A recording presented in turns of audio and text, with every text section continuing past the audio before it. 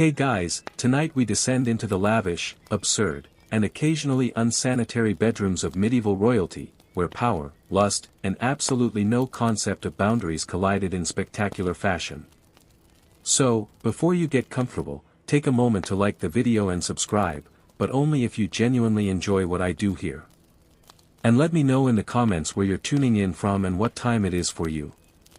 It's always fascinating to see who's joining us from around the world. Now, dim the lights, maybe turn on a fan for that soft background hum, and let's ease into tonight's journey together.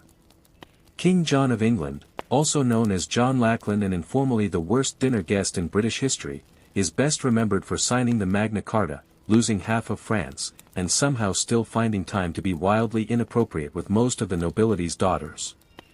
John's reign 1199 to 1216, was a masterclass in how not to behave in public office. Politically, a disaster. Personally somehow worse. John didn't just take lovers, he took them. He was notorious for kidnapping noble women, imprisoning them in royal castles, and entertaining them until they were either married off elsewhere or conveniently forgotten. His favorite technique for breaking up powerful families wasn't battle. It was seducing the wife, alienating the husband, and then charging him double taxes. Efficient. Chroniclers were so uncomfortable with John's behavior that even biased medieval scribes, people who routinely ignored witch trials and floggings, wrote things like he was not temperate with women and he did not abstain from wives and daughters. That's medieval, for he made the Christmas party deeply awkward. At one point, John reportedly had 30 mistresses on official record. That's not romantic. That's a staffing issue. Several nobles complained directly to the crown that John was abusing their hospitality, which is a polite way of saying he slept with everyone, including the serving staff and possibly the family goat. His behavior was so bad it nearly started a rebellion.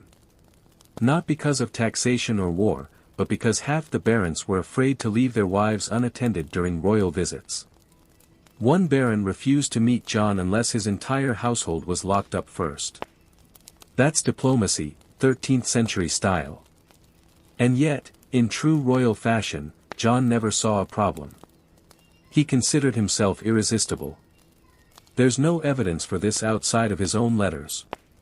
But when you're king, delusion comes standard. In the end, King John left behind a kingdom in turmoil, a legacy of distrust, and possibly several children no one talked about at court. He was the kind of king who made people invent democracy just to keep him away from their families. Not the worst monarch in history, but definitely the one you'd never let babysit. Charles V 6th of France, also known as Charles the Mad, ruled from 1380 to 1422. And yes, that nickname was earned, not given lightly at a drunken banquet. He began his reign with promise, young, handsome, capable. Then things took a turn. He started forgetting who he was, attacking his own knights, and at one point believed he was made of glass, insisting his servants wrap him in blankets so he wouldn't shatter while walking.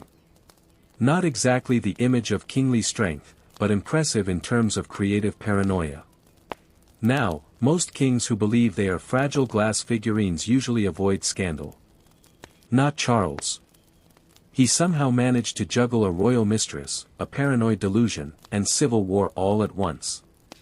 A multitasker, his long-suffering wife, Isabeau of Bavaria, tried to manage the court, while Charles did things like run screaming from mirrors and refuse to bathe for fear the water might dissolve him.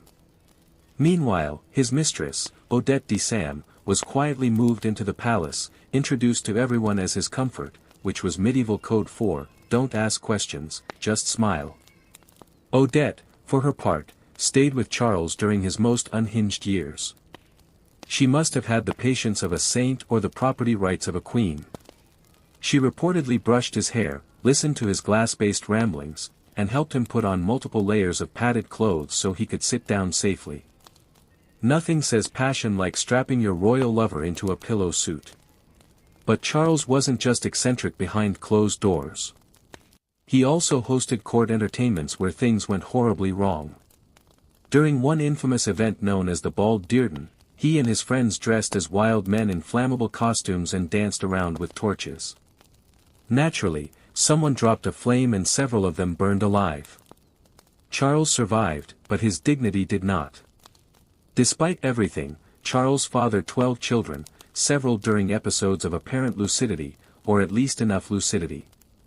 Royal chronicles don't clarify whether he remembered their names, but one can assume that naming a child not made of glass was discouraged. Charles V/6 ruled France into ruin. But more impressively, he managed to make mental illness, royal scandal, and medieval pyrotechnics, all part of the same tragicomic package. And somehow they still let him wear a crown. Peter the Cruel, also known as Pedro the Just, depending on whether you were with him or under a floorboard because of him, ruled Castile from 1350 to 1369. His idea of romance was a curious blend of royal charm, obsessive jealousy, and the occasional politically inconvenient murder. His early love life wasn't exactly Shakespearean. He fell for a noble woman named Maria de Padilla, whom he may or may not have married in secret. The secrecy part is key, mostly because he was also being married off to other women for alliances, which made things slightly awkward. One of those women was Blanche of Bourbon, a French noblewoman he married, then locked in a castle 3 days later. She spent the rest of her life in prison because Peter decided Maria had prettier hair. Or maybe he just didn't like Blanche's accent. Either way, it was an aggressive form of ghosting. Maria, meanwhile, became his lifelong obsession. Even when he married other women, she remained his favorite. When she died, Peter reportedly wept for days and then ordered that she be declared his legal wife retroactively just to confuse everyone and possibly to justify the fact that she had already given birth to 4 of his children. But Peter's passions didn't stop at unannounced annulments and royal kidnapping. He was known for falling in love violently, which is not poetic. It's just dangerous. One of his mistresses, Dona Juana, tried to leave him. She was later found in pieces, as were several of his political enemies and cousins, and occasionally people who made eye contact at the wrong moment. Contemporary accounts mention that Peter sometimes watched executions from his balcony while lounging with a mistress. That's not charming sociopath. That's HBO villain with poor impulse control. But even with all the drama, the Castilian court was never boring. Gossip flowed faster than wine, and Peter's relationships blurred the line between passion and vendetta. His idea of romantic gestures included surprise weddings, surprise divorces, and the occasional surprise stabbing. Eventually, Peter was killed by his own half-brother in a rather symbolic act of family therapy. But his reputation as one of Europe's most aggressively unromantic romantics lives on. If love is a battlefield, Peter brought siege equipment. Edward II of England ruled from 137 to 1327 and is best remembered for 2 things. Losing to the Scots at Bannockburn and showing more affection to his male favorites than to his actual queen. One of those things was considered treason. The other was considered controversial dinner conversation. Let's begin with Piers Gaveston, Edward's childhood companion, rumored lover, and full-time fashion icon. Piers wasn't just close to Edward. He was elevated to positions of ridiculous influence, gifted estates, titles, and jewelry that frankly matched none of his outfits. At Edward's coronation, Piers wore more sparkle than the royal regalia and upstaged the Queen, which is a bold move when your survival depends on nobles not hating you. Spoiler, they hated him. Edward's wife, Isabella of France, was understandably furious. She came with political expectations and a generous dowry, neither of which included sharing the throne with her husband's bestie/possible boyfriend. Edward, however, remained devoted. When the nobles demanded Piers be exiled, Edward sulked, sent him away, then brought him right back. Like a teenage breakup, but with castles and crossbows. Eventually, the barons had enough and executed Piers. Edward was devastated. Think full-on royal meltdown. Mourning clothes, public weeping, the whole medieval soap opera. His grief, however, did not lead to self-reflection. It just made room for a new favorite. Hugh Despenser the Younger. Hugh made Piers look like a subtle footnote. He wasn't just Edward's advisor. He was basically the second king. Land, titles, entire counties. Hugh got them. The rest of the nobility got angry. Isabella by this point switched from annoyed wife to full-blown vengeance avatar. She teamed up with a lover of her own. Edward's enemy naturally invaded England and overthrew her husband. Edward was imprisoned, stripped of his crown, and possibly murdered by red-hot poker. Yes, that rumor exists.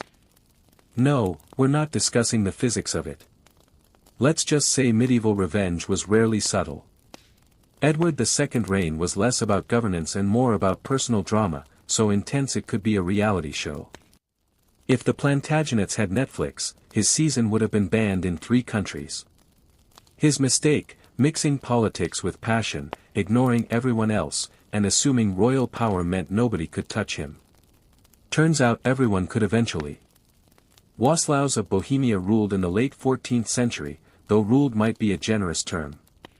He technically held titles like King of the Romans and King of Bohemia, but his real achievements were more along the lines of public nudity, aggressive drinking, and starting fights in his own palace.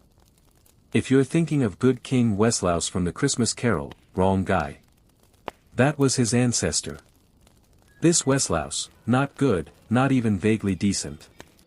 He began with promise, crowned as a teenager, intelligent, multilingual, and capable. But somewhere along the way, he decided the royal wine cellar was more useful than the treasury and started governing from the bottom of a goblet.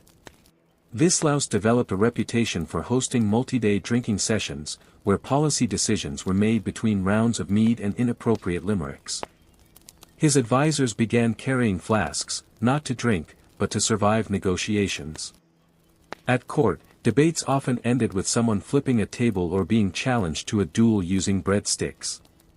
He also developed the charming habit of streaking through the castle, sometimes mid-meeting.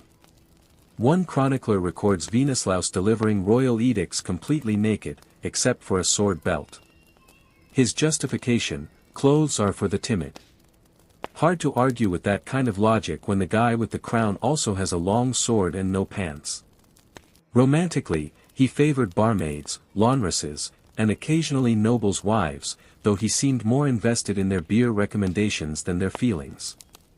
Affairs weren't scandalous at his court. They were practically job interviews. One noble accused him of seducing his sister. Benislaus shrugged and offered him a drink. Eventually, the Holy Roman Empire decided they'd had enough of his royal vodka and removed him as King of the Romans, a polite way of saying, "You're fired, but we're pretending it's political." Even his own brother called him useless, undressed, and usually unconscious. Still, Venislaus somehow reigned in Bohemia for decades.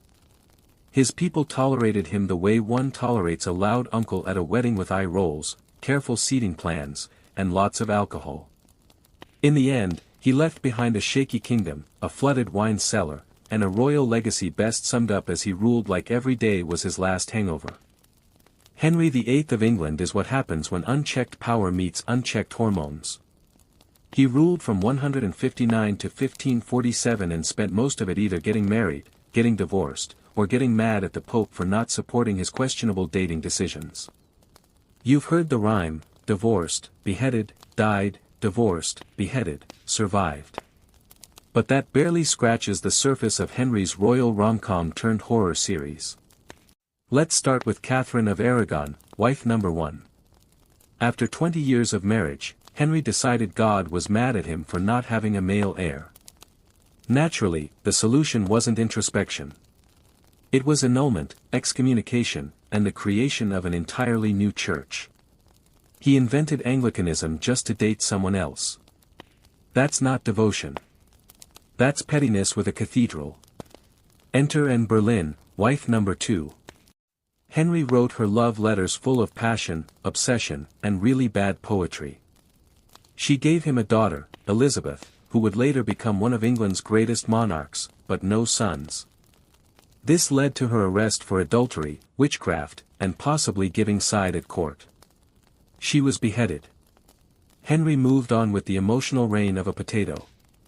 Jane Seymour followed, producing a male heir, Edward, before tragically dying from childbirth complications. Henry mourned her deeply, by which we mean he waited a respectful 11 days before scoping out wife number 4. Next came Anne of Cleves, who Henry chose based on a flattering portrait. In person, he said she looked like a Flanders mare. That marriage lasted 6 months and ended in what we'd now call a no-fault divorce and a politely written Yelp review. Catherine Howard, wife number 5, was much younger and considerably less discreet. She was executed for adultery, though honestly it's hard to blame her. Being married to Henry at that point meant dealing with gout, paranoia, and a man who could barely walk, but still insisted he was a gift to women.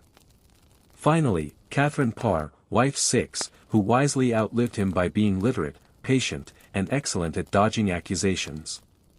By the time Henry died, he'd bankrupted England, eaten half its livestock, and turned the royal court into a soap opera where heads rolled more often than wedding bands. In short, Henry VIII loved hard, ruled harder, and left a trail of drama so legendary it's still being turned into musicals.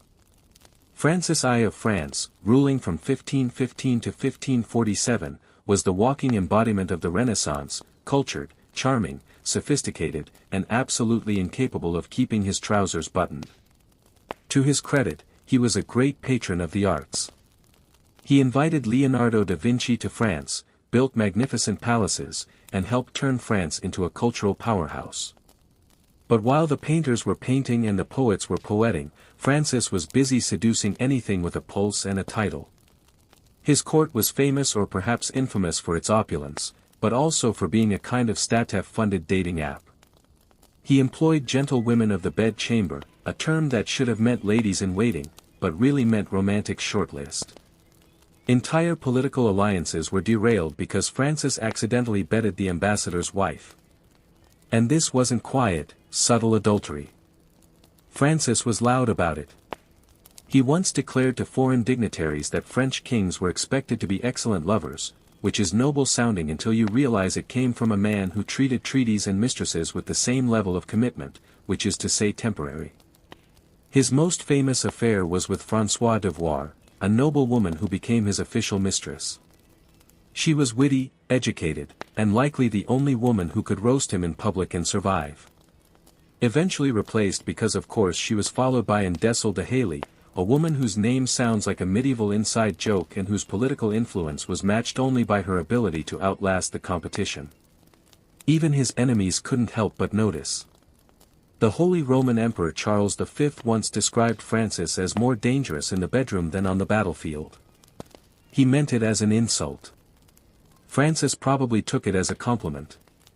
And somehow, amid the affairs, banquets, and what can only be described as diplomatic flirtation, Francis still managed to rule effectively. Though his wars were expensive and his taste in women even more so, the man was nothing if not enthusiastic. His reign was a whirlwind of silk, scandal, and second-hand perfume. Francis I wasn't just a king. He was France's most seductive historical liability. And honestly, he wouldn't have it any other way. Alonso XI of Castile ruled from 1311 to 1350. And he had one major hobby besides ruling a kingdom, ignoring his wife in the most public, extravagant way possible. His poor, politically strategic wife was Maria of Portugal. Noble, well-connected, and unfortunately not Leonor de Guzman, the woman Alonso actually cared about. Leonor was a Castilian noblewoman with a sharp mind, 11 children, and enough influence to basically run the court herself. And unlike Maria, she didn't need a crown to feel important. She just needed Alonso's complete and shameless obsession. Now, most kings had mistresses. Alonso turned his into a shadow queen. He built Leonor palaces, gave her land, took her everywhere. Meanwhile, Queen Maria was left sitting alone at royal events like an unwanted centerpiece, while Alonso made googly eyes across the hall at his side chick, who was not even trying to be subtle about it. To make matters worse, or better, depending on your tolerance for medieval soap operas, Leonor wasn't just a mistress. She was politically active, negotiating treaties, commanding respect, and producing heirs like it was her full-time job, which, let's be honest, it kind of was. Alfonso refused to even pretend Maria mattered. In fact, he He only spent time with her once, and it was purely for diplomatic optics. After that, he retreated to Leonor's estate like a man allergic to marital obligations. This didn't sit well with Maria's dad, who happened to be the King of Portugal. At one point, international relations got so tense over the whole situation that a war nearly broke out. Imagine your in-laws being so mad about your mistress, they consider military retaliation. But Alonso didn't care. He continued parading Leonor around court like a royal trophy and probably would have kept it up forever if the Black Death hadn't killed him in 1350. That's right. It took a literal plague to end his affair. After Alonso died, Queen Maria finally had her moment. She had Leonor imprisoned and executed in a move that historians call vengeful, and most of us would call extremely fair. Alonso's reign may be remembered for military victories, but let's be real. His true legacy was being one of the most publicly whipped kings in medieval history. Philip IVTH of France, also known as Philip the Fair and no, not in the personality sense, ruled from 1285 to 1314. His nickname came from his good looks, which were unfortunately not matched by good behavior. Outwardly, Philip was pious, serious, and all about moral reform. Inwardly, he was running a kingdom like it was a very tense reality show, complete with betrayal, secret trials, and a healthy dose of double standards, especially in the bedroom department. His most infamous scandal was the Tour de Nesle affair, a medieval sex scandal so messy it could have been scripted by HBO. It all started when Philip's daughter Isabella, yes, the same one who would later overthrow Edward II of England, noticed that her sisters-in-law were being a little too friendly with some knights. Suspiciously friendly, like matching gift exchange and secret tower rendezvous friendly. Isabella tattled to Philip, who launched a royal investigation with all the subtlety of a sledgehammer. 2 of the princesses married to Philip's sons were found guilty of adultery and publicly imprisoned for years. Their heads shaved, their titles revoked, and their reputations completely annihilated. The 2 knights involved, tortured, flayed, and executed in the public square because nothing says moral leadership like turning a family affair into a medieval snuff film. Now, here's where things get interesting. While Philip was handing out brutal punishments like candy, rumors swirled that he himself kept a few mistresses tucked away in private rooms of the Louvre, no less. Some whispered that he maintained a secret group of young women who were available to entertain visiting dignitaries for diplomacy, of course. But unlike his daughters-in-law, nobody ever questioned the king's private affairs. Because when you're the one writing the rules, it's amazing how sin becomes strategy. Philip also had a special knack for using religion when convenient. He went after the Knights Templar for supposed heresy, but everyone knew it was about their money. It was the medieval equivalent of arresting your banker and calling it divine justice.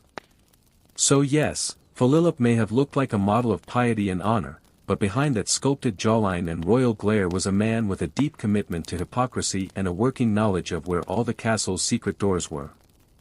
Sigismund of Luxembourg, King of Hungary, King of the Romans, and eventually Holy Roman Emperor, was the kind of man who collected crowns the way other men collected wine goblets, which he also collected. Enthusiastically. Reigning from the late 14th to mid-5th century, Sigismund was smart, multilingual, and politically savvy. He also had a personal life so scandalous it would make a tavern bard blush. To begin with, Sigismund was married to Queen Mary of Hungary, a powerful woman in her own right, but marriage to Sigismund was more of a polite formality.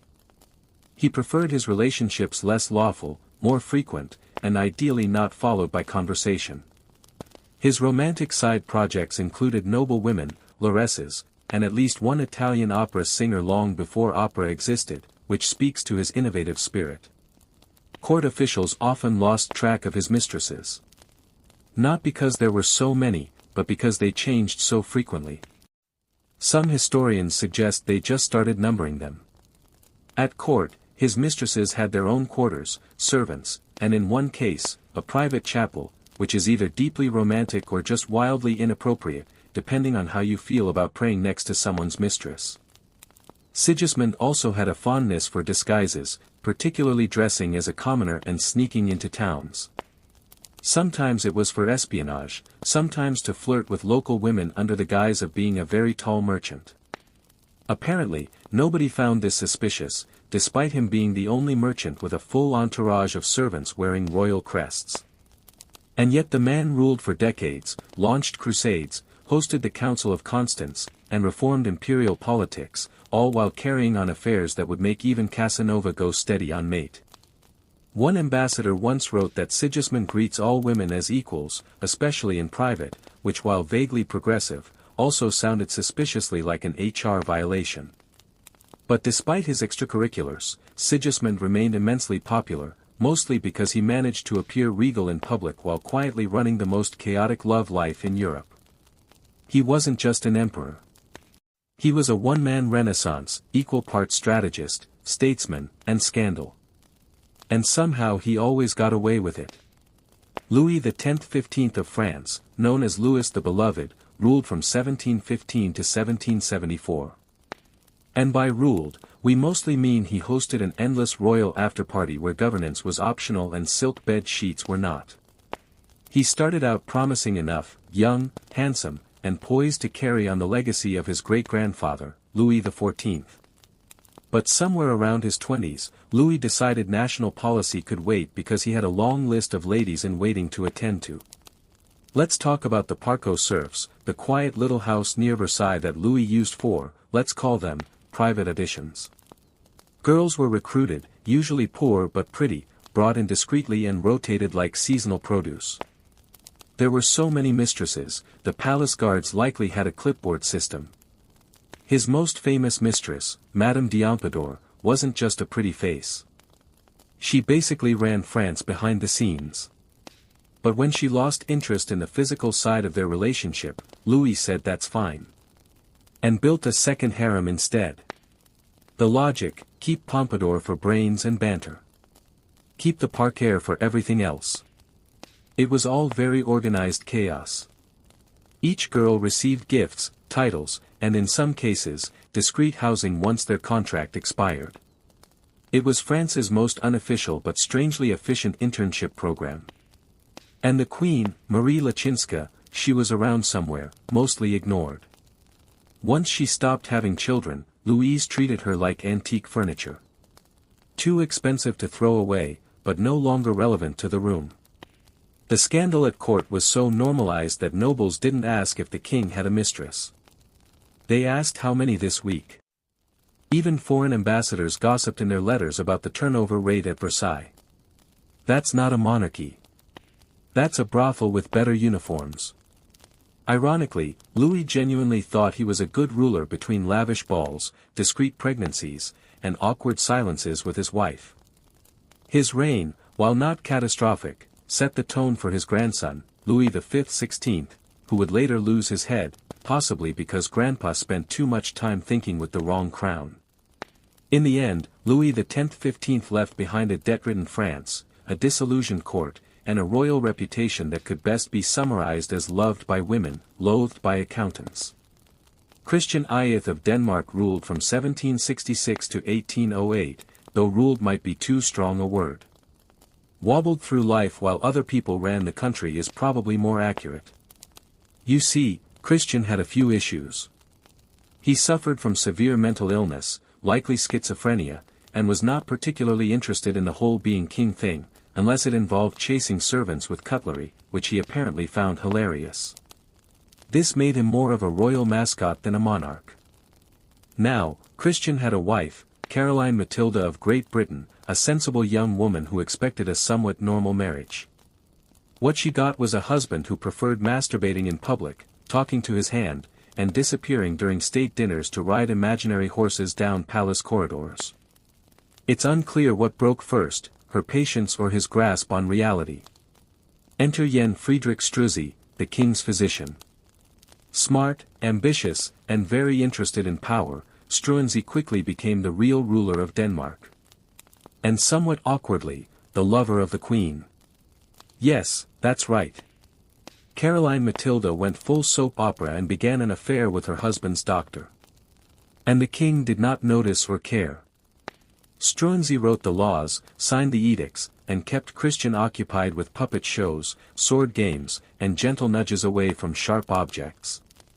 It was perhaps the only love triangle in history, where one corner was just vaguely humming to himself in the background. Caroline and Struy even had a child together, possibly the king's on paper, definitely not his in practice. For a while, the two ran Denmark like a very progressive, slightly scandalous think tank. But royal courts are rarely chill places. Eventually, Christian's jealous mother-in-law got wind of the affair and staged a coup. Struens was arrested, tortured, and executed quite dramatically, while Caroline was shipped off to exile with her reputation in tatters. As for Christian, he returned to being a gently supervised liability, spending the rest of his reign in a kind of padded silence. His reign is remembered less for achievements and more for the sheer absurdity of it all, a king who ruled nothing, a queen who tried her best, and a physician who tried a little too hard. History calls it a constitutional crisis. We call it Europe's weirdest love story. Charles II of England, who ruled from 1660 to 1685, came back from exile with one clear agenda. Bring back fun, preferably with as many mistresses as humanly possible. Spoiler, mission accomplished. After surviving a civil war, hiding in oak trees, and living in continental poverty, Charles returned to England as king and promptly decided the nation needed a little less puritanism and a little more clothing-optional ballroom dancing. Parliament reluctantly agreed. Nicknamed the Merry Monarch, Charles had dozens of official mistresses, and those are just the ones we know about. His most famous flame was Nell Gwyn, a sharp-tongued actress who once called herself the Protestant just to differentiate herself from all the other mistresses. Honestly, iconic branding. Then there was Barbara Palmer, titled Countess of Castlemaine, who was less mistress and more palace fixture. She was openly kept in royal apartments and had multiple children by Charles, all of whom were granted titles and land because nepotism is more fun when it's flirty. Charles didn't even pretend to be discreet. He brought his mistresses to court events. He paid them government pensions.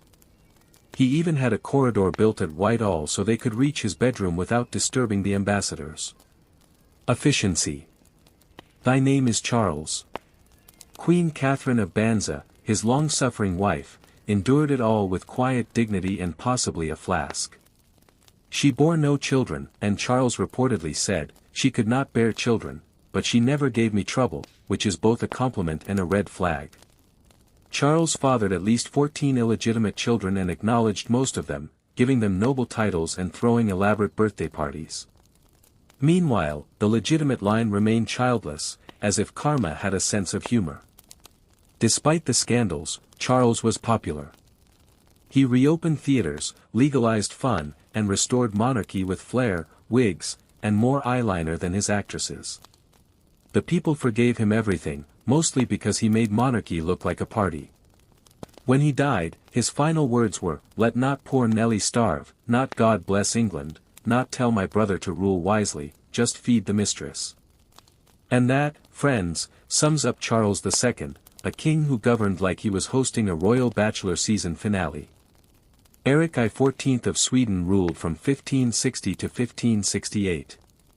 A short reign, but long enough to leave behind a legacy of paranoia, poetry, and utterly catastrophic dating choices.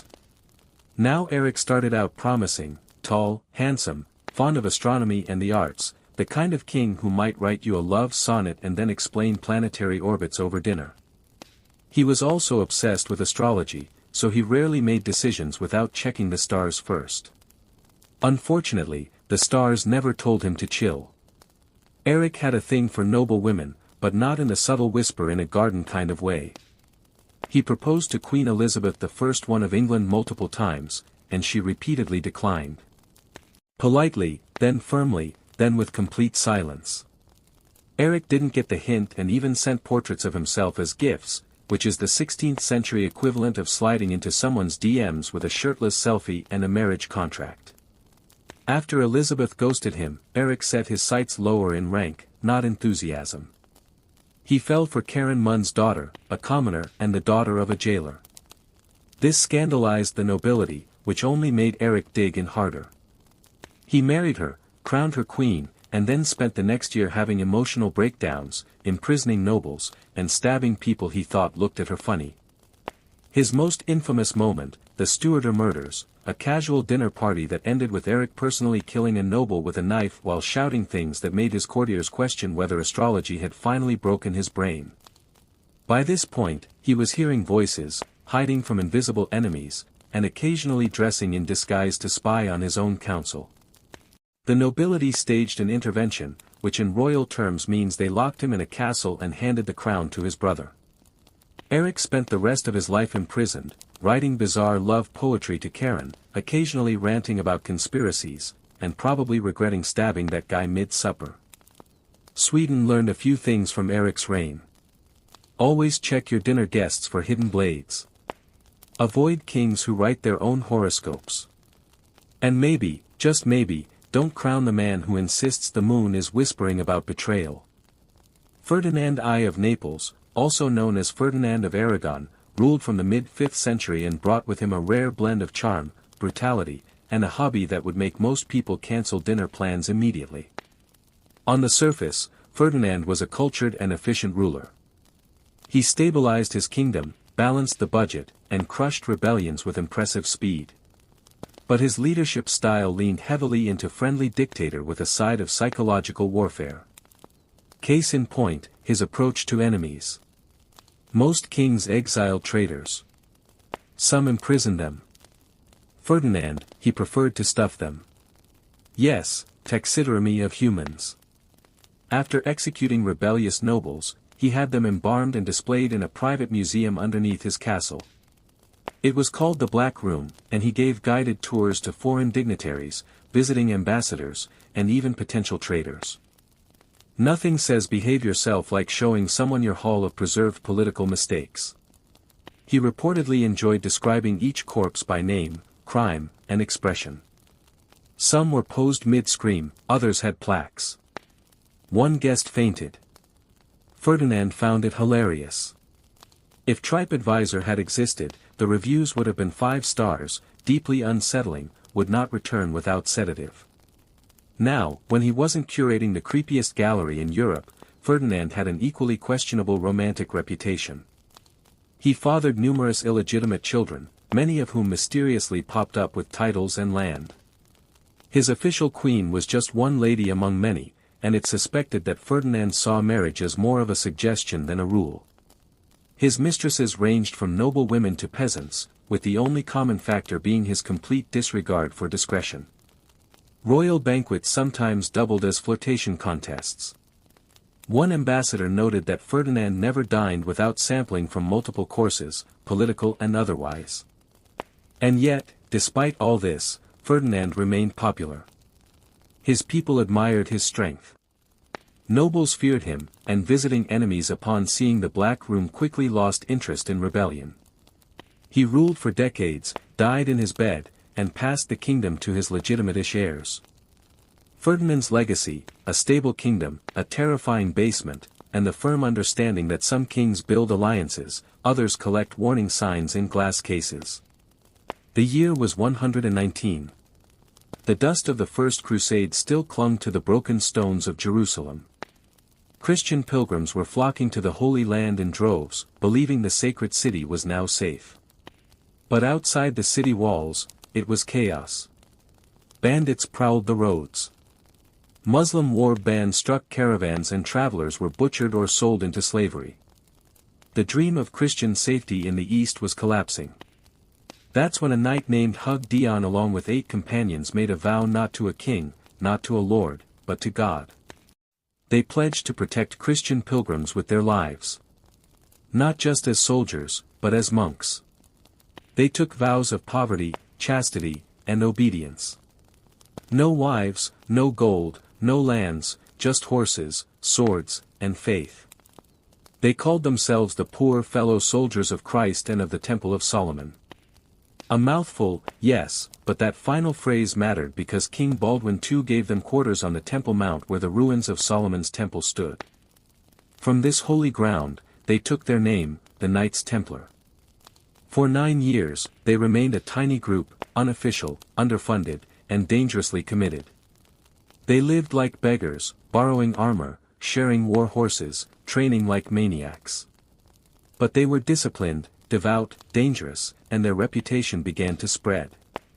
It wasn't long before their strange blend of monk and warrior caught the attention of one of the most influential men in Christendom, Bernard of Clairvaux. Bernard was no ordinary abbot. He was a spiritual rock star. When he spoke, popes listened, and he saw something divine in these men. At the Council of Troyes in 1129, he helped draft the official rule of the Templars, a rigid monastic code infused with martial purpose. He praised them as the new knighthood, a holy elite who fought not for glory, but for God. With Bernard's blessing and the Pope's approval, the Knights Templar were no longer just a desperate band of misfits. They became a religious order with divine sanction. Donations flowed in. Young nobles abandoned comfortable lives to join their ranks. From the dirt of Jerusalem, the Templars were rising, holy, hungry, and now officially unstoppable. But they had no idea that their greatest blessing, papal independence, would one day mark them for death.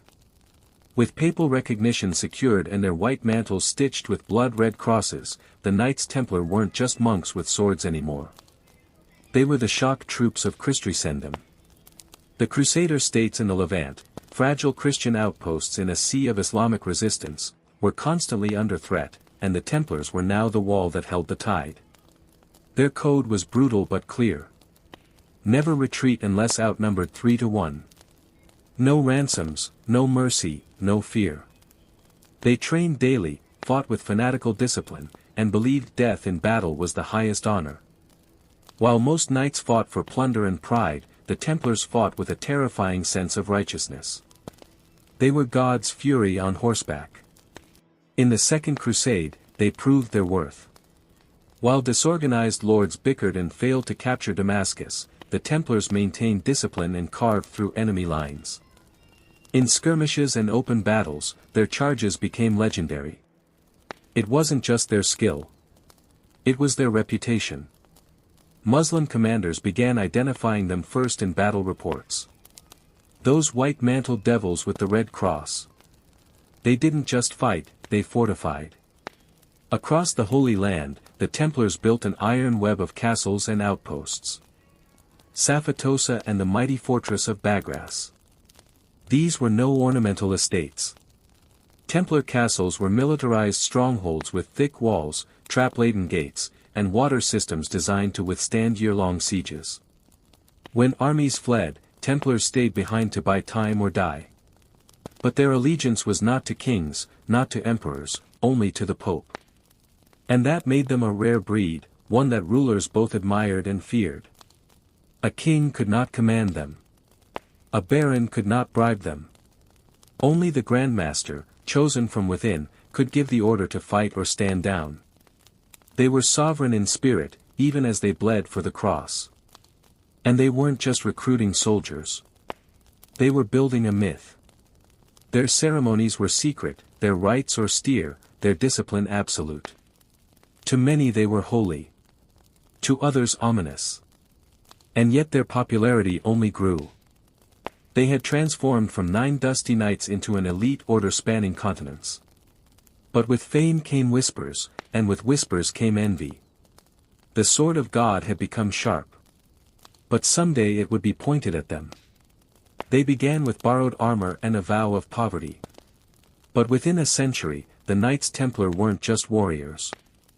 They were the world's most trusted financial institution. They didn't set out to become bankers. War made them rich. Faith made them trusted, and necessity made them brilliant. It started with donations. Nobles eager to support the Holy Land gifted them land, gold, livestock, even entire villages. The Templars didn't just hoard it. They managed it carefully, strategically. They built commanderies across Europe. Agricultural estates run like efficient businesses. Everything was accounted for: grain, livestock, taxes, tithes. A monk in England could be sending money to support a battle in Jerusalem within weeks. That kind of reach was unheard of. Then came the banking system. A nobleman heading to the Holy Land no longer needed to risk carrying a chest of coins. He could deposit funds with the Templars in Paris, receive a coded letter, and withdraw the same amount in Acre. It was one of the earliest forms of international banking. Templars charged modest fees, kept meticulous records, and never defaulted. They became the Swiss banks of the medieval world centuries before Switzerland even existed. Their clients, kings, queens, bishops, and merchants. They safeguarded the French crown jewels, managed papal finances, funded crusades, ransomed prisoners. In some cases, they even lent money to the very monarchs who would later try to destroy them. The Templars didn't flaunt their wealth. They weren't draped in silk or gold. Their churches were plain, their vestments humble. But beneath that austerity was an empire of ledgers, vaults, and armored wagons. An invisible hand that touched nearly every economy in Europe. And yet they refused to call themselves bankers. They were monks. Everything they did, they claimed, was in service of God. But the more gold they moved, the more enemies they made. The church turned a blind eye. After all, the Templars answered only to the Pope. But kings grew nervous. They owed the Templars fortunes and couldn't control them. What began as a mission to defend pilgrims had evolved into something stranger. They were warriors with no battlefield, monks with no monastery, bankers with no kingdom. And while their coffers grew heavier, so did the weight of suspicion. Power without oversight. That's when kings start sharpening knives. For all their might, the Templars were fighting a losing war. The Crusader states, Outremer, were castles in the sand, constantly battered by the waves of Islamic resurgence. And leading that tide was Saladin, the brilliant Sultan of Egypt and Syria. Unlike the disorganized and often petty Crusader lords, Saladin was a unifying force. And he had one goal: retake Jerusalem. In 1187 that goal was realized at the Battle of Hattin. The Templars were there fighting to the last. But they were crushed, outmaneuvered, outnumbered, and surrounded in the searing heat. The Christian army was annihilated. Saladin captured hundreds of knights. Most were ransomed. But when it came to the Templars, no mercy. He executed nearly all of them. To Saladin, they were too dangerous to keep alive. The loss of Jerusalem wasn't just a military blow. It was a spiritual crisis. The city they had sworn to protect was gone. The Holy Sepulchre was back in Muslim hands. And with it, the Templars' original purpose had begun to crumble. Still, they regrouped. The Third Crusade brought reinforcements and Richard the Lionheart, who respected and relied on the Templars in battle. But even he couldn't retake Jerusalem. Over the next century, the Crusader states shrank like dying embers. One by one, cities fell. Antioch, Tripoli, and finally Acre in 1291. The last Templar stronghold in the Holy Land was lost. They retreated to Cyprus, where they built new headquarters and tried to maintain relevance. But something had shifted. They were still warriors, but with no Holy Land left to defend. What were they fighting for? Their castles stood empty. Their legends grew dusty. Their discipline, once their hallmark, began to fade. At the same time, rival orders like the Hospitallers gained ground. Accusations of pride, corruption, and arrogance followed the Templars across Europe. Some whispered they had grown too rich, too secretive. Others said they were hoarding relics, dangerous ones. The East had shaped them, forged them, broken them. And now without it, the Templars were adrift. They still had their wealth, their network, their aura of power. But they had lost the thing that made them essential. A sword with no war, a brotherhood with no crusade. And in that vacuum, powerful enemies were watching. By the dawn of the 14th century, the Knights Templar was still rich, still feared, and still powerful. But for the first time in their history, they were also irrelevant. The Holy Land was lost. No more crusades were on the horizon. They had become a military order with no war, a religious order with no clear mission, and a financial powerhouse that answered to no king, and that made them a target. No one eyed them with more suspicion or greed than King Philip IV of France, known as Philip the Fair. He wasn't called fair for his sense of justice. He was deep in debt, bankrupt from wars with England and Flanders. And the Templars, they were his creditors. He had borrowed massive sums from them to fund his armies and keep his throne. But Philip didn't like being in debt, especially to men he couldn't control. Worse, the Templars were politically independent. They answered only to the Pope, not to the crown. They held land in France, but paid no taxes to the king. They had their own fortresses, their own courts, their own armies. To Philip, they were a dangerous state within his state, untouchable, immovable, and unbearably rich. So, he began planning. Philip's propaganda machine got to work. Rumors spread that the Templars worshipped idols, spat on the cross, performed obscene initiation rites. No evidence, just whispers. But in an age of superstition, whispers were enough. He leaned on his puppet pope, Clement V, pressuring the papacy to investigate. Clement hesitated, but Philip wasn't waiting. In secret, Philip orchestrated one of the most coordinated mass arrests in medieval history. He set a date, gathered his soldiers, prepared his torturers, and on one cold Friday morning in October 1307, Friday the 13th, he struck.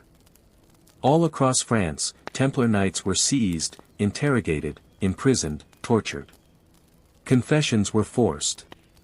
Some broke within hours, others resisted until their bodies did. It was treason wrapped in holy justice, and it worked. The public, once loyal, began to turn. The Pope, pressured and humiliated, found himself cornered. The tide had turned not in battle, but in politics, and the warrior monks, who once rode into enemy lines now sat chained in dungeons, accused of sins that no sword could defend. October 13, 1307. The day that forever cursed Friday the 13th in the Western imagination. At dawn, across every corner of France, armed men moved in silence. Their orders were clear. Arrest every Templar you can find.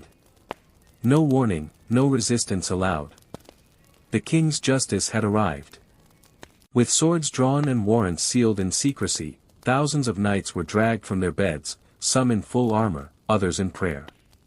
Grand Master Jacques de Molay was taken in Paris, betrayed by the very kingdom whose crown jewels he had once safeguarded. Across cities and countryside, Templar commanderies were raided, their vaults cracked open, and their libraries seized. The charges were fantastical. Heresy, idol worship, spitting on the cross, sodomy, devil rituals. Most of it was invented whole cloth by Philip's lawyers. But in an era of fear and religious zealotry, it didn't need to be true. It just needed to be believable. And the Templars, they were silenced with fire and iron. Torture chambers lit up across France. Men were stretched, burned, crushed, flayed until their confessions dripped from them like blood. They admitted to whatever their inquisitors wanted, that they denied Christ, that they worshipped a severed head named Baphomet, that they kissed one another in secret ceremonies. Under unbearable agony, even Grandmaster de Molay confessed, then later recanted. It was theater masquerading as justice. A king destroying his creditors by accusing them of sins so grotesque no one dared defend them. The Pope Clement V was humiliated. He had tried to mediate but Philip had moved too fast, too ruthlessly. Backed into a corner, Clement ordered his own investigation. Other countries like England and Spain hesitated. In many cases, the accusations were dismissed or the Templars released. But in France, the machinery of condemnation rolled on. Philip confiscated their wealth, though much of it mysteriously disappeared. Some whispered the Templars had moved their treasure. Others claimed it had never been found. Still others said the real treasure wasn't gold, but knowledge, secrets, relics, the Holy Grail, the Ark of the Covenant. Whatever the truth, the damage was done. The Templars were no longer a brotherhood. They were fugitives, prisoners, dead men walking. The king had dealt his blow, not with armies, but with ink, fire, and lies. And the world would never look at the Red Cross the same way again. By 1312, the end was inevitable. The Knights Templar, once the most powerful military order in Christendom, had been reduced to broken men in dark cells. Their confessions, wrenched out under torture, were used as justification for what came next. And what came next was dissolution. Under intense pressure from King Philip IV, Pope Clement V formally disbanded the Templar order at the Council of Vienne in March 1312, the papal bull Vox in Excelso, stripped them of their titles, their holdings, and their very identity. Officially, the Templars were no more. The Holy See declared it an act of mercy, not a conviction, but a necessary step to prevent further scandal. In reality, it was a political execution dressed in ecclesiastical robes. The order's properties were transferred to the Knights Hospitaller, but not everything made it there. Much of the Templars' wealth, treasures, ledgers, and rumored relics simply vanished. Some claimed it was hidden. Others believed it was quietly absorbed by Philip's treasury. Whatever the case, the Templars' vast financial empire dissolved like smoke, leaving behind only questions. But the final act had not yet played. In 1314, Grandmaster Jacques de Molay, who had spent 7 long years in prison, was led out to a scaffold in Paris. He was to be executed alongside Geoffre de Charra, another senior Templar. Both had recanted their confessions, insisting until the end that the order was innocent, and for that defiance they would burn. They were tied to a wooden stake on a small island in the Seine. As the flames rose, de Molay shouted through the smoke, calling on God to judge those who had condemned him. According to legend, he cursed both King Philip and Pope Clement, declaring they would die within the year, and they did. Clement succumbed to illness within a month. Philip followed later that year, suddenly and without warning. Some whispered it was divine justice. Others called it coincidence. But the myth stuck. The Templars had died cursing their killers, and the heavens had listened. With that, the last true voice of the Knights Templar was silenced in fire. Their story ended not in battle, but in betrayal, torture, and flame. Yet, even as they were erased from the map, their legend was just beginning to take root. The fires of the Templar executions died out. But the embers of their legend burned hotter than ever. With the order disbanded, their castles seized, and their leaders executed, it seemed their story was over. But something strange happened. Instead of fading from memory, the Knights Templar transformed from disgraced monks into eternal symbols of mystery and power. The secrecy that had once protected them now fed rumors. What happened to their treasure? Where were their scrolls, their relics, their holy knowledge? Some believed the Templars had spirited away the Holy Grail before their arrest. Others whispered they had hidden the Ark of the Covenant or guarded descendants of Jesus himself. There was no proof, just shadows. But in the medieval world, shadows were enough. Then came the idea that the Templars had survived underground. Though officially disbanded, many former Templars quietly blended into society. Some joined other monastic orders. Some became mercenaries, but others, legend claimed, went secret. They formed hidden brotherhoods, preserving their rituals and relics in silence, biding their time. Centuries later, those stories mutated into myths. The Templars were credited or blamed for everything from the construction of Gothic cathedrals to the founding of Freemasonry. Conspiracy theories sprouted like weeds. That the Templars controlled banks, thrones, revolutions. That they had never truly been defeated, just disguised. That behind every major event in history, some hidden hand in a white mantle guided the outcome. Pop culture didn't help. The Templars showed up in books, games, films, sometimes as heroes, other times as villains. Dan Brown's The Da Vinci Code turned them into custodians of holy bloodlines. Assassin's Creed made them a global cabal, pulling the strings of civilization. Each retelling distorted the truth, but fed the fascination. In reality, the Templars were flesh and blood, brave, yes, flawed, certainly religious warriors who tried to mix monastic vows with the violence of war and paid the price. But myths endure because they offer something history often can't. Answers, meaning, mystery.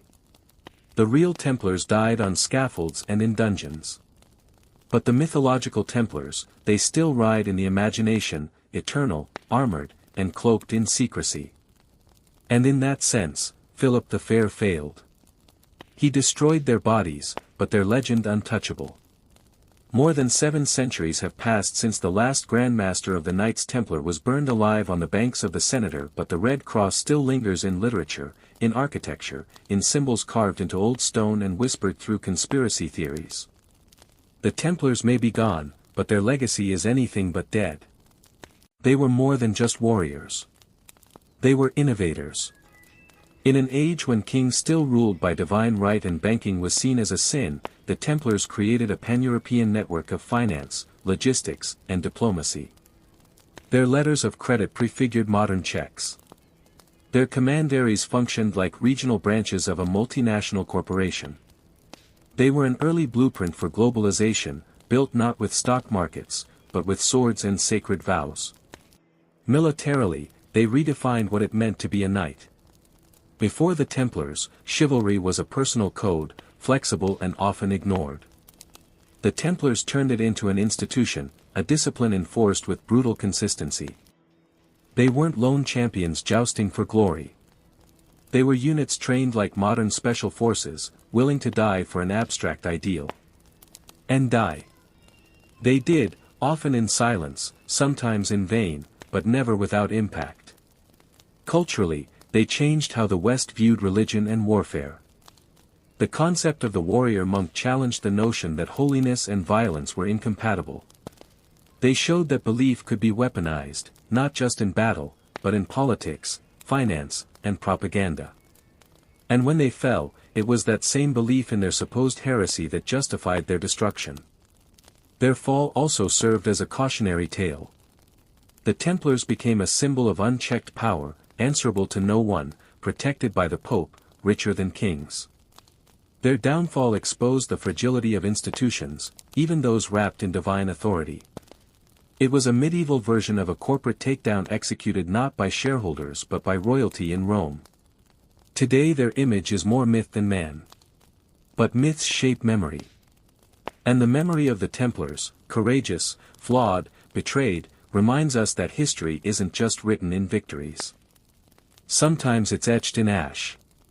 So the next time you see a red cross on white cloth, remember it was once worn by men who believed they were doing God's work until politics, ambition, and fear decided otherwise. And in that clash of steel, gold, and fire, their legend was born. In 12th century Paris, the world was changing. Trade routes were expanding, universities were rising, and the church was flexing its muscles like never before. It was an age of ambition, political, spiritual, architectural. And in the center of this rising city stood a dream made of stone. That dream belonged to Maurice Doully, the Bishop of Paris, appointed in 1160. He wasn't just a man of God. He was a visionary. The existing cathedral Saint-Anne was crumbling and unimpressive. Paris was growing and its religious heart needed to match the city's stature. So D. Sully dreamed bigger, much bigger. He proposed a cathedral so immense, so awe-inspiring it would dwarf everything around it. A monument not just to the Virgin Mary, but to the power and glory of the Catholic Church in France. This wouldn't be a Romanesque fortress like the ones before it. It would be something new, something radical, something Gothic. In 1163, that dream began to take form. According to tradition, Pope Alexander III himself laid the first stone during a ceremonial blessing. Construction began on the eastern end, the choir and apse, where priests would one day sing hymns beneath towering arches of glass and stone. But this was no ordinary build. Notre Dame wasn't just a building. It was a generational commitment. And so the people of Paris, stonemasons, blacksmiths, carpenters, and artists, began the work. They hauled limestone from nearby quarries, shaped it with medieval tools and raised scaffolding that scraped the heavens. Every block was laid by hand. Every carving, every window, every rib of the vault, crafted with patience, faith, and sweat. It would take decades to complete even the first sections. Workers labored knowing they would never live to see the towers finished. Sons inherited chisels from fathers. Generations passed with Notre Dame still rising slowly, gloriously above the Parisian skyline. But for Bishop Dully, the goal was clear. To build a house of God so magnificent that merely entering it would humble the soul. NRAM was never meant to be just a church. It was an act of worship carved in stone, a testament to what humanity could build when it aimed for heaven. The first stone was only the beginning. What came next would reshape the skyline and the soul of medieval Europe. As the 1170s unfolded, Notre Dame began to rise, not as a structure, but as a symbol. In a city of narrow timber houses and muddy streets, the cathedral slowly took form, towering over the skyline like a stone sermon. The Gothic style, still in its infancy, was about to redefine what churches could be. Not just shelters of prayer, but instruments of awe. The work moved from east to west, beginning with the choir, where priests would one day perform sacred rites, and then to the nave, the vast open space for the common faithful. The architecture was revolutionary, the walls were thinner, the ceilings higher. The pointed arches allowed more weight to be shifted downward, and those ribbed vaults. They didn't just support the ceiling, they sang upward, drawing the eye and the soul toward heaven. But perhaps the most radical idea was light. Unlike the dim Romanesque churches of old, NRAM was built to glow. Massive stained glass windows began to appear, filtering colored light into sacred geometry. Scenes from scripture burst into life with the rising sun. The church wasn't just telling stories anymore. It was illuminating them. Every piece of Notre Dame had meaning. The columns weren't just supports. They represented saints. The archways weren't just decoration. They were passageways to salvation. The stone was theology and the masons were its scribes. Meanwhile, outside the walls, Paris was transforming. The cathedral became a heartbeat. Markets clustered around it. Sermons echoed across the senator. Students from the burgeoning University of Paris gathered in its shadow. Notre Dame wasn't just a building. It was becoming the soul of the city. Yet progress was slow. There were no cranes, no power tools, just muscle, wood scaffolding, and endless resolve. Hundreds of workers toiled year after year. When one died, another took his place. Names were rarely recorded. Their reward wasn't fame, but faith. They built not for themselves, but for God and generations unborn. By 1200, the choir and much of the nave stood tall. The outlines of a miracle were taking shape. Notre Dame was no longer a dream. It was stone and glass, sweat and prayer. And just as the structure reached skyward, so too did the ambitions of its builders. Because what they planned next would defy gravity and reason. Notre Dame was unlike anything the city had ever seen, but it was also dangerously ambitious. As the walls rose and the vaped ceilings expanded, a problem emerged. The weight. The stone ceilings pressed outward, not just downward. The higher the vaults climbed, the more they threatened to push the walls apart. Traditional Romanesque churches solved this with thick walls and tiny windows. But Notre Dame was built to breathe, to glow, to reach the heavens in both spirit and space. That's when the Masons did something revolutionary. They took a bold architectural idea, one barely tested at the time, and ran with it. The flying buttress. These weren't mere supports. They were external arms of stone, arching from the upper walls down to solid piers standing apart from the main building. Like skeletal wings, they braced the cathedral from the outside, transferring the outward force of the ceiling into the ground where it could do no harm. From the ground they looked impossibly delicate, like lace made of limestone. But they were engineering genius, and they allowed NRAM to become what it was always meant to be, a structure of air, light, and impossible height. The use of flying buttresses changed everything. With the pressure off the interior walls, the builders could add even more windows. The great rose windows, vast wheels of stained glass depicting saints, angels, and apocalypse were no longer a dream. They became reality. Color exploded into the sacred space. And God's stories now came not just from the pulpit, but from sunlight itself. Ironically, the original plans for Notre Dame didn't include flying buttresses. Early Gothic builders hadn't yet grasped their full potential. But as the structure grew, so did the strain. The masons adapted on the fly, literally. They began adding these stone wings in the early 1200s, turning necessity into poetry. Critics at the time were divided. Some thought the exposed supports were unsightly, interrupting the clean silhouette of the building. But most stood in awe. Notre Dame looked like it was being held in place by stone angels mid-flight. The cathedral was no longer just a house of God. It was a living demonstration of what faith and math could build together. A hymn carved in gravity-defying limestone, and its wings had only just begun to spread. By the early 1200s, Notre Dame had already transformed the Parisian skyline, but its most iconic features were still taking shape. As the eastern end neared completion, attention shifted westward. What rose there would become the face of the cathedral. The part most people would recognize first. The twin towers and the monumental west facade. This facade wasn't just an entrance. It was a statement, spiritual, architectural, and political.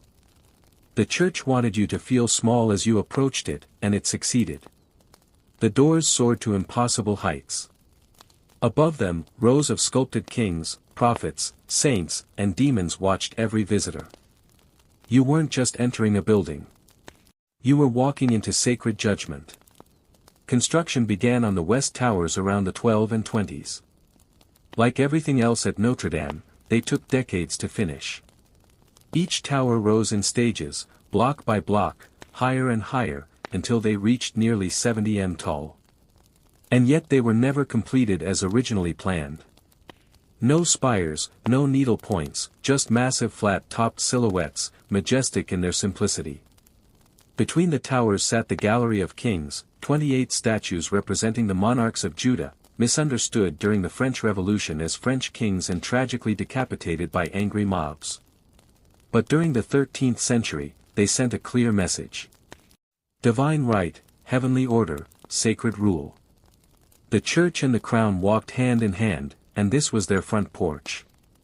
Below them, the three great portals served as theological storytelling in stone.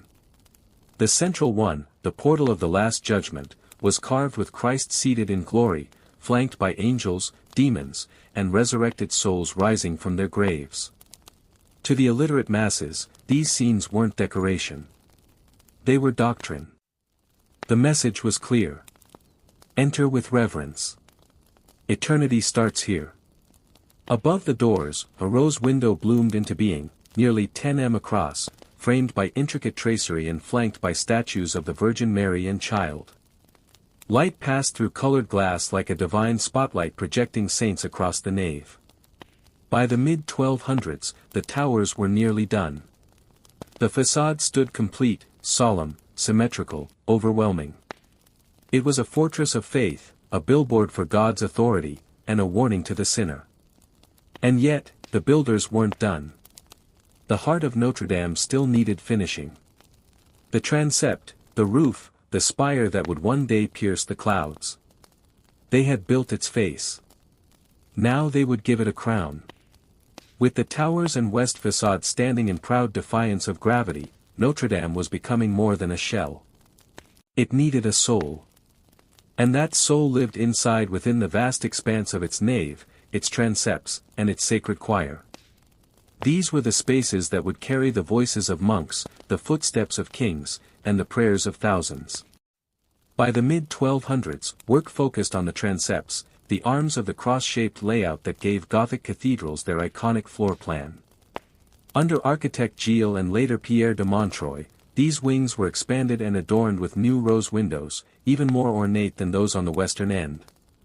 The north transept featured a luminous window that bathed the space in cool blues and heavenly purples. The south warmer, fiery, and just as divine. These weren't just design choices. They were theology in color. The northern window represented the Old Testament, the southern the New.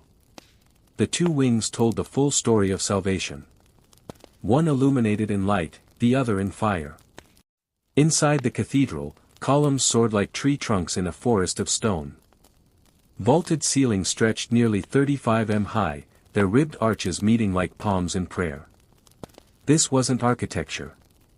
It was choreography, an upward motion guiding the soul toward heaven. And then there was the altar, the sacred center of the space. Here the Mass was celebrated. Here relics were venerated. And here the elite of France came to kneel. Royal weddings, coronation masses, papal visits. Notre Dame became the spiritual stage for the nation itself. But it wasn't just the elite who filled these walls. The people came too. Merchants, peasants, pilgrims. The cathedral became a public sanctuary, echoing with sermons, songs, and the occasional scolding from the pulpit. It was a place to witness miracles or to beg for one. Every surface inside told a story. The sculptures, the stained glass, even the floor tiles. NRAM didn't just house the divine. It performed it. Faith was everywhere. Carved in stone, floating in incense, radiating from glass. By the late 13th century, the interior was nearly complete. The heart of the cathedral beat strong. But it still lacked one thing, a crown to pierce the heavens. And that's when they began building the spire. By the end of the 1200s, Notre Dame already looked like a miracle. Its towers soared, its nave echoed with sacred chants, and its rose windows flooded the interior with divine light. But something still seemed unfinished. The cathedral had a face, a heart, and wings, but no crown. No vertical accent to lead the eye beyond the roof line and into the heavens. That's when plans began for the spire. Unlike the twin towers, which were heavy and grounded, the spire would be elegant, an upward-pointing needle rising from the crossing of the transept right at the center of the church's cruciform layout. Constructed from oak and clad in lead, the original spire was both a technical challenge and a spiritual statement. This wasn't just decoration. It was the exclamation point of Notre Dame, its most visible prayer.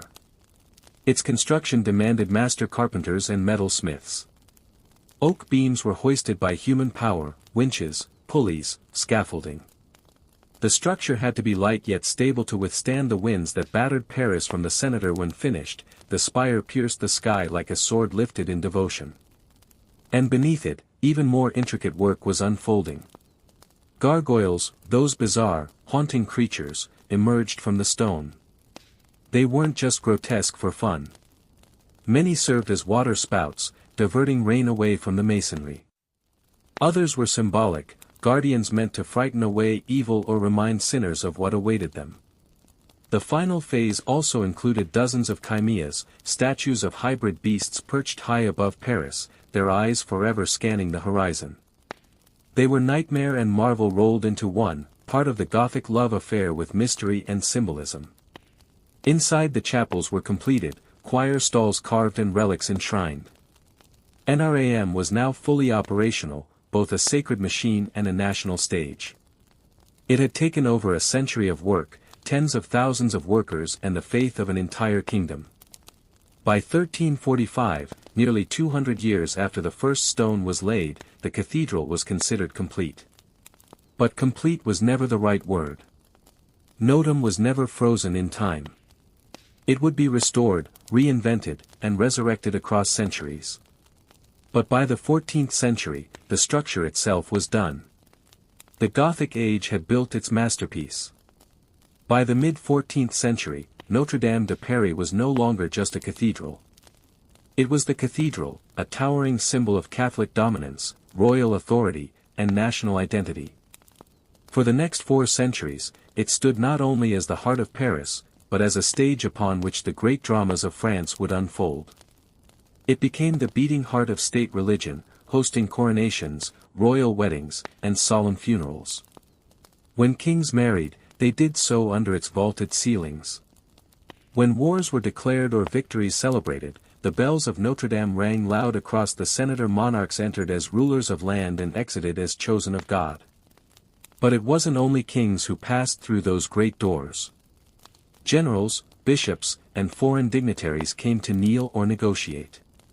And when disasters struck, famines, plagues, invasions, Parisians filled the nave with prayers and processions, desperate for divine intervention. The cathedral became a sanctuary of hope and fear, always watching, always waiting.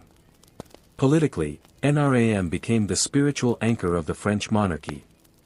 Its central location on the Ile d'Assise at the literal and symbolic heart of Paris made it the perfect backdrop for ritualized power. Priests blessed banners before war. The crown was linked not just to royal blood but to divine mandate. If the king ruled France, then NRAM ruled his soul, and culturally it remained a center of awe. Pilgrims traveled miles just to glimpse its sacred relics, including the crown of thorns, believed to have been worn by Christ himself.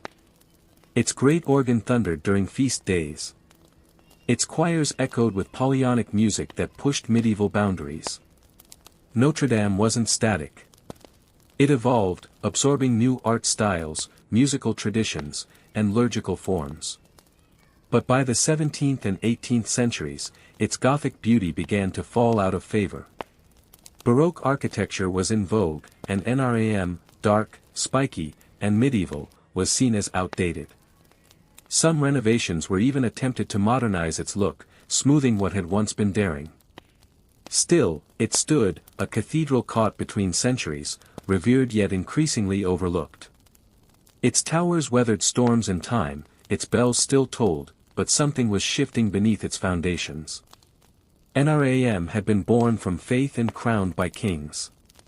But soon it would face a force even stone couldn't ignore. Revolution. When the French Revolution erupted in 1789, Notre Dame de Paris found itself on the wrong side of history. For centuries, it had stood as a monument to monarchy and religion, two of the very institutions the Revolution sought to erase. Suddenly, the cathedral that had once crowned kings became a symbol of oppression, and symbols during revolutions rarely survive untouched. The attack was ideological and physical. Revolutionaries stormed into the cathedral.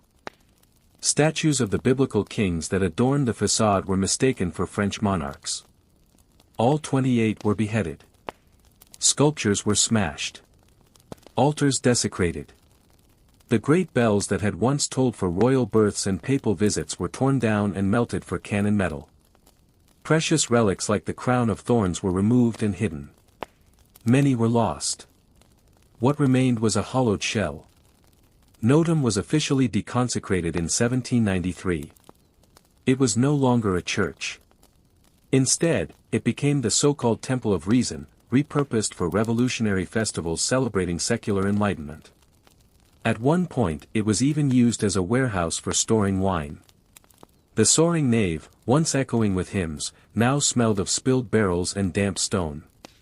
The spire, damaged and decaying, was eventually dismantled for safety. Gargoyles fell from their perches. The roof leaked. Rats skewered through the crypt. It seemed as though Paris no longer had a heart, just a forgotten ruin in its center. And yet, it survived. When Napoleon came to power, he recognized the symbolic power of NRAM. In 1804, he chose it as the site of his self-coronation as emperor. The cathedral was reconsecrated and cleaned up just enough to host the lavish ceremony. But this wasn't a religious act. It was theater. Napoleon crowned himself, famously snatching the crown from the Pope's hands. Notre Dame once again served the powerful, but without the sanctity it had once embodied. Still, decades of neglect left their scars. By the 1830s, Notre Dame was crumbling physically and spiritually. It was slated for demolition more than once. Some Parisians thought it would be better to replace it with something modern, something less medieval, less haunting. And then a writer stepped in. A writer who would see past the cracked stones and shattered statues to something eternal, something worth saving. Because just when the world was ready to forget NRAM, Victor Hugo reminded them. In 1831, a book hit the shelves that would save a cathedral. Victor Hugo's Notre Dame, later known in English as The Hunchback of Notre Dame, wasn't just a Gothic novel. It was a passionate plea for preservation. Through the eyes of Quasimodo, the deformed bell ringer, Hugo turned NRAM into more than just a backdrop. It was a living character, wounded, misunderstood, beautiful in its decay, and the public listened. The novel stirred hearts across France.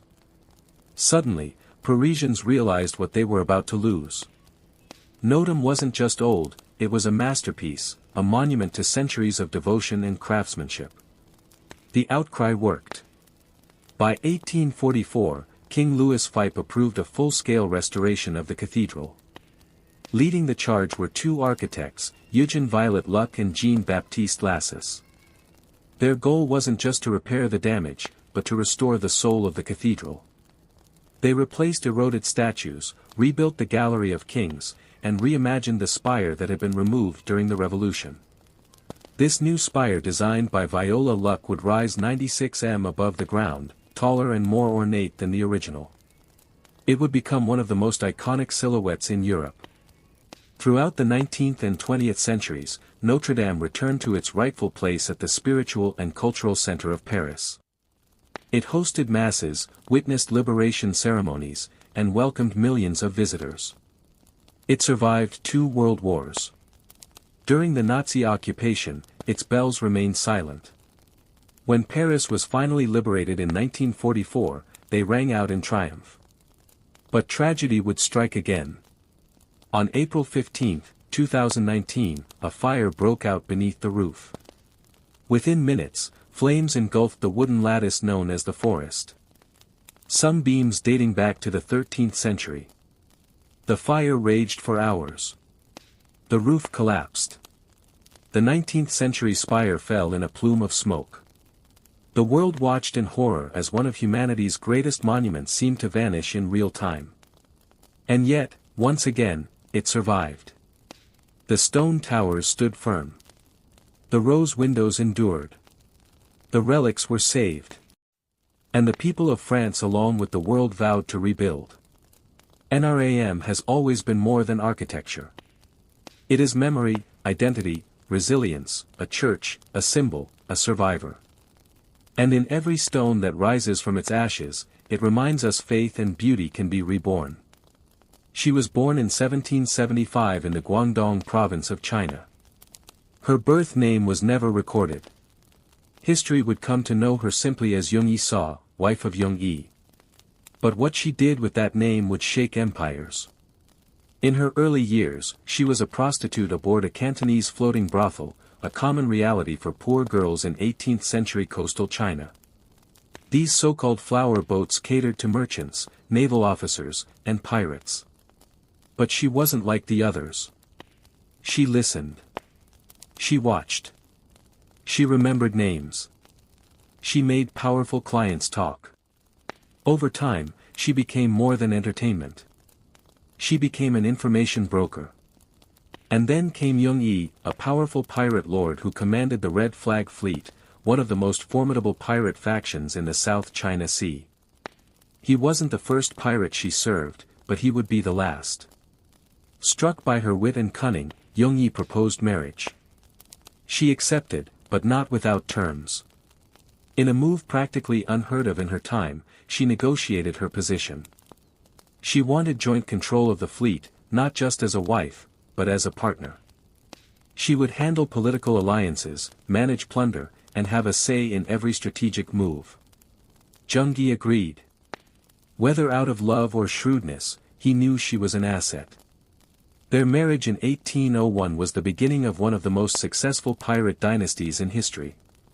Geneso quickly embedded herself into the fabric of pirate politics. She studied the hierarchies, the rivalries, and the codes of the pirate world. While Zheng Yi sailed and conquered, she quietly built networks, recruited allies, and learned to rule from the shadows. But she didn't stay in the shadows for long. When Yung Yi suddenly died in 1807, possibly in a typhoon, many assumed his empire would fracture. Dozens of pirate captains waited to pounce, expecting a power vacuum. What they got instead was a power grab. Yung Yao stepped into command, not with brute force, but with strategy. She took over the Red Flag Fleet. She solidified alliances and she married Zhenghi's adopted son and lieutenant, Chengpo Sai, ensuring both personal loyalty and military strength from prostitute to pirate queen in less than a decade. And she was just getting started. When Yung Yao took command in 1807, she didn't just inherit a pirate fleet. She inherited a floating kingdom. But instead of it splintering in chaos after her husband's death, she tightened her grip and made it even more powerful. Under her rule, the Red Flag Fleet didn't just survive. It multiplied. The South China Sea had long been plagued by pirates. But what Yung Yi commanded was unprecedented. She oversaw an armada of over 300 ships, and within a year, that number swelled to more than 600. Some estimates claim she eventually led over 1,800 vessels with up to 70,000 men under her command, more than the navies of several European powers combined at the time. She did this with ruthless pragmatism and a keen understanding of pirate psychology. She maintained power not just through force, but by creating a system that bound her captains to her. She instituted a strict code of laws that governed every part of pirate life. Loot, loyalty, discipline, and punishment. Disobedience was met with swift brutality. Anyone caught stealing from the common treasury lost their head. If a pirate assaulted a female captive without permission, he was executed. If a pirate deserted, his ears were cut off and he was paraded before the fleet as a warning. But it wasn't just fear. Yung Yi offered protection, structure, and profit. Her code allowed pirates to keep a fair share of loot, 20%, while the rest went to a communal fund managed by her. This gave everyone a stake in the system and built loyalty through stability. Even defeated rivals and coastal villagers often chose to join her rather than resist. She divided the massive fleet into 6 squadrons, each with its own color, red, black, white, blue, yellow, and green, but all ultimately reported to her. Her closest ally and second in command, Chengpo Sai, led the Red Squadron, her elite force. Under Yung Yao, piracy became a government of its own with taxation, defense, and hierarchy. She ruled sea lanes from Vietnam to Hong Kong, controlling trade, raiding imperial outposts, and even collecting tribute from coastal towns. The Qing dynasty had a navy. Yung Yao had an empire, and it was only growing. Yung Yao didn't just rule with charisma. She ruled with rules, iron ones. While the image of pirates often conjures up chaos and drunken raillery, her fleet operated more like a disciplined corporation than a gang of outlaws. And at the center of this structure was her pirate code, a detailed system of laws that turned mayhem into method. This code wasn't some romantic parchment passed around by candlelight. It was brutal, binding, and enforced without hesitation. Every captain and crew member knew the stakes. Violation meant humiliation at best, execution at worst. One of the most infamous rules governed the division of spoils. After a raid, all loot had to be presented to the fleet's central storehouse. The pirate responsible received a 20% cut while the rest went into the collective pool. That pool, controlled by Yung Yi and her officers, was used for fleet maintenance, widow pensions, bribes, and emergency funds. Stealing from the collective wasn't just frowned upon. It was punishable by death. Then came discipline. Disobedience in battle was a serious offense. Cowards who abandoned their squadron or disobeyed orders could be flogged, executed, or thrown into the sea. Desertion, immediate decapitation. The code even addressed relationships. If a pirate kidnapped a woman, he was required to treat her with respect. Sexual assault was grounds for execution by beheading. She wasn't interested in chaos. She was interested in control, and the code gave her that. It created a reliable system where pirates knew the rules, the consequences, and their share. It bound loyalty not just to Zhenghi as a leader, but to the system she embodied. Incredibly, she allowed prisoners and coastal civilians to join her forces. In exchange, they had to swear loyalty to her code. Many did. Some joined out of fear, others out of admiration. Some simply understood that under Jung Yi-saw, piracy was safer, more profitable, and strangely more fair than life under the corrupt Qing authorities. Her laws extended beyond the decks of ships. Coastal villages under her protection paid tribute in exchange for safety and autonomy. Those who resisted were burned to the ground. Those who complied became part of her growing empire. She wasn't just a pirate. She was a sovereign. And her code was law. By 1808, Jiang Yiso's pirate empire was no longer just a maritime nuisance. It was a national threat. Her fleet dominated the South China Sea, disrupted trade routes, and raided coastal towns with impunity. The Qing dynasty, embarrassed and overwhelmed, was forced to act. But they weren't ready for what they were up against. The Imperial Navy launched a campaign to crush the pirates, sending multiple warships to hunt down Yun Yao's fleet. What followed was not a series of quick victories, but a humiliating display of imperial incompetence. Time and again, the navy was outmaneuvered, outgunned, and outclassed by Yun Yao's forces. She knew the waters better than anyone. She used weather patterns, island cover, and shallow tides to trap heavier Qing ships. Her sailors could fight in coordinated units, switch vessels mid-battle, and lure enemies into ambushes with terrifying precision. On more than one occasion, entire Qing squadrons were captured, their ships absorbed into the Red Flag Fleet, and morale, the difference was staggering. While imperial officers were often corrupt, underpaid or cowardly, Jung Yi-saw's men were well-organized and fiercely loyal, bound by her code and rewarded for victory. As the battles dragged on, the Qing dynasty's desperation became obvious. They appealed to European powers, namely the Portuguese and the British, to assist in naval engagements. These foreign navies had more advanced ships and firepower, but they lacked the local knowledge and unity of purpose that Jung Yi-saw's armada possessed. Still, the pressure mounted. By 1809, a coalition of Qing, Portuguese, and Cantonese forces surrounded parts of her fleet.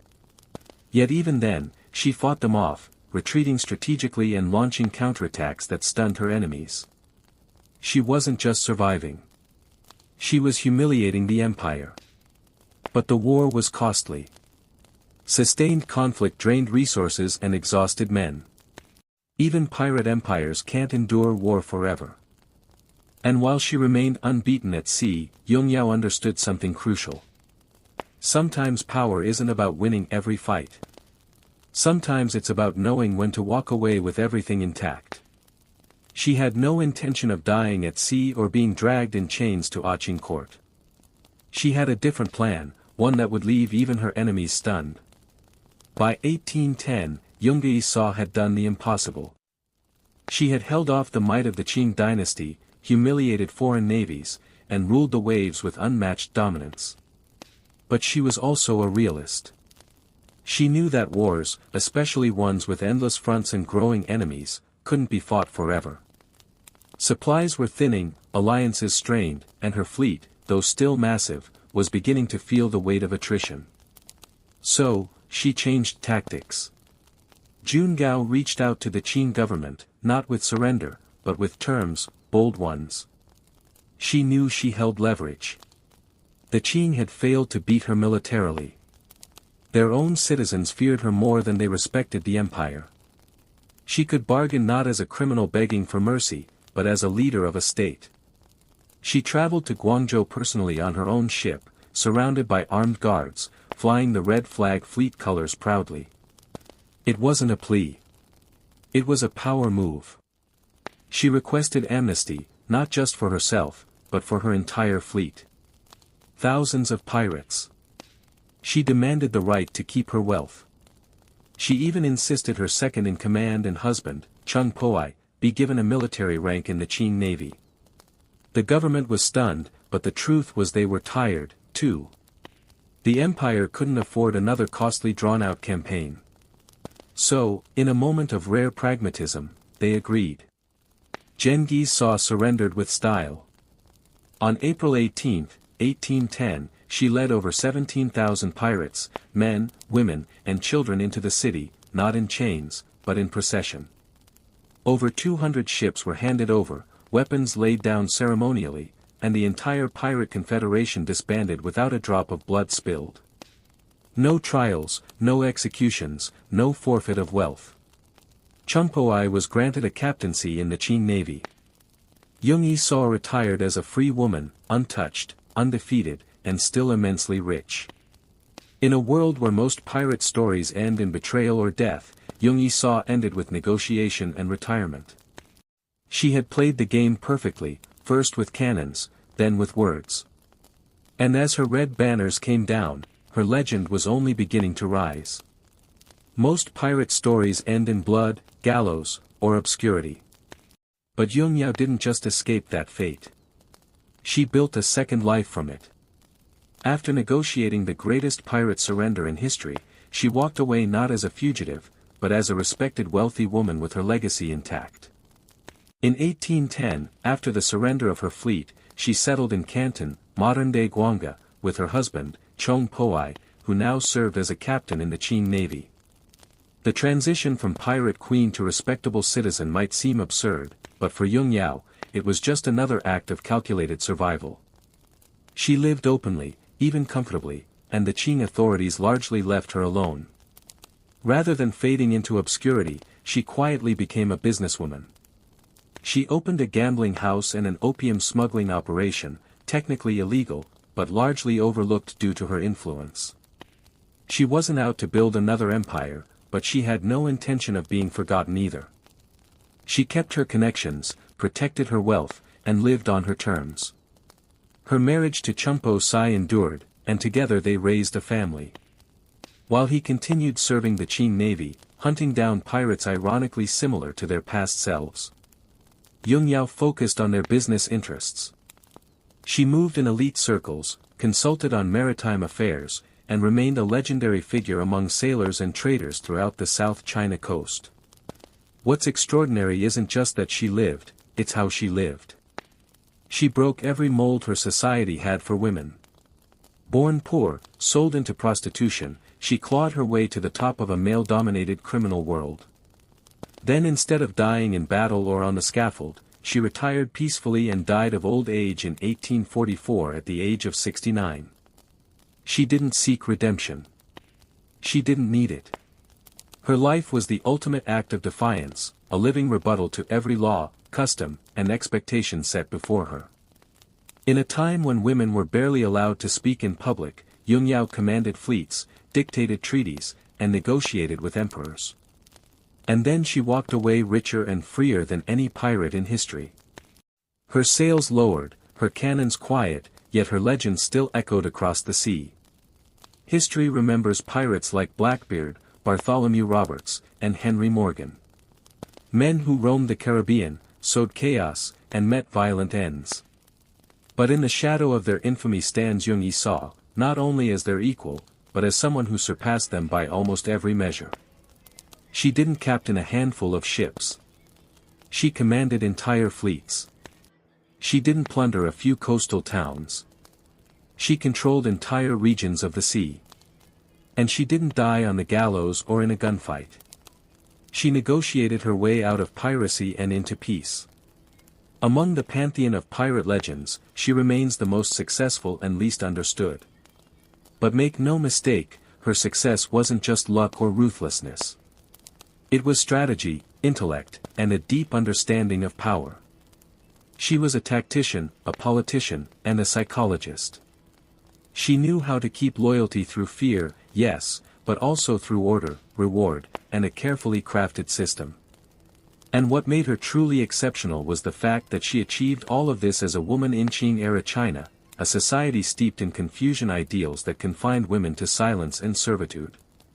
Women weren't expected to lead in the marketplace, much less on the high seas. Yung Sao didn't just challenge that norm, she shattered it. She earned the respect of hardened pirate captains, forced the Qing dynasty to the negotiating table, and ended her life as a business owner and matriarch. She wasn't dependent on a man's legacy, She took it, expanded it, and made it her own. In popular memory, she remains something of a phantom, less famous than her male counterparts, less romanticized in Western literature, and often omitted from mainstream history. But within maritime circles and Chinese coastal lore, she is spoken of with awe. The Red Flag fleet may have vanished, its sails lowered for good, but the memory of Yung Yao lingers like a ghost ship, silent, untouchable, and larger than life. Not just a pirate, not just a woman, but a legend that made empires kneel. And in a world ruled by men, she didn't ask for a place at the table. She took the entire ocean. Despite commanding the largest pirate fleet the world has ever seen, Yung Yao remains strangely absent from most mainstream history books. Her legacy, though immense, has been obscured, overshadowed by Western pirate myths, and buried beneath layers of colonial bias, gender prejudice, and political discomfort. Why? Because her story doesn't fit the traditional mold. She wasn't a tragic anti-hero like Blackbeard. She didn't die in battle. She wasn't European. And most threatening of all, she was a woman who outplayed an empire. That kind of power disrupts the neat male-dominated narrative historians have long preferred. In Chinese official records, she's treated more like a problem solved than a figure worth studying. The Qin dynasty didn't want to celebrate her. They wanted to forget her. After all, she exposed their naval weakness, defied imperial authority, and walked away without punishment. Even in success, she was an embarrassment to the throne. Western historians fared no better. For centuries, piracy has been romanticized through a European lens. Peg legs, rum, parrots, and plunder. Yung Yao didn't fit that image. She wasn't swashbuckling. She was strategic. She didn't duel for glory. She negotiated for power. She wasn't killed by the state. She negotiated with it and won. And for many chroniclers, that wasn't exciting. It was inconvenient. But in recent decades, her legend has re-emerged. Scholars, feminist historians, and pirate enthusiasts have begun to resurrect her memory, reclaiming her place in the global story of maritime power. Documentaries, historical novels, and even video games have started to acknowledge the pirate queen of the South China Sea. And still so much of her life remains shrouded in mystery. Her real name is lost. Much of her voice survives only through the lens of her enemies, Qing officials, foreign sailors, and later European observers. But what little we know is enough to build the silhouette of a titan. She wasn't just a woman who broke the mold. She was a woman who never cared it existed. Yung Yao didn't need the world's permission to become powerful. She took power, wielded it with precision, and vanished into history with more wealth, authority, and dignity than any pirate, male or female, before or after. She didn't fade. She was erased. But legends, as always, find their way back. Zheng Yu didn't wear a crown. She didn't need to. Her authority didn't come from a throne or royal blood. It came from command, from respect, from fear, from thousands of voices shouting her orders across the waves. In every real sense of the word, she was a queen, a monarch of a kingdom without borders, flags, or fixed territory. Her domain was the South China Sea, and her reach stretched from the Gulf of Tonkin to the shores of Guangdong. She built something no one had before or since. Her pirate confederation was not just criminal. It was political, organized, functioning. She controlled trade routes, established codes of law, negotiated treaties, and enforced order across a region that even the Qing Empire struggled to govern. Her ships weren't scattered raiders. They were fleets. Her captains weren't freelancers. They were officers. Her people weren't rogues. They were citizens of a floating nation. And yet, what makes her legacy truly unmatched is not just her rise, but her exit. Most pirate stories end in fire and rope. Yung Yao ended in negotiation, retirement, and wealth. She didn't go down with her ship. She stepped off it unscathed, unbowed, and still holding the purse strings. By the time she died in 1844, she had done what no pirate, no emperor, no general had done before. She walked away from absolute power by choice and kept her legend intact. Today, few monuments bear her name. No palace, no statue in the square, but her presence haunts the South China Sea like a storm cloud that never left. In the whispers of sailors, in the ink of rebel women, in the hearts of those who understand that leadership is not about birthright, but about will. Zheng Yo was proof that greatness doesn't ask permission. That even in a world built to silence women, one voice, sharp, strategic, and unyielding, can command an empire. She ruled without apology. She fought without hesitation. And she retired without defeat. Not a myth, not a legend, but a woman who conquered the sea and walked away before it could take her. Her sails are gone, but her shadow still stretches across the waves.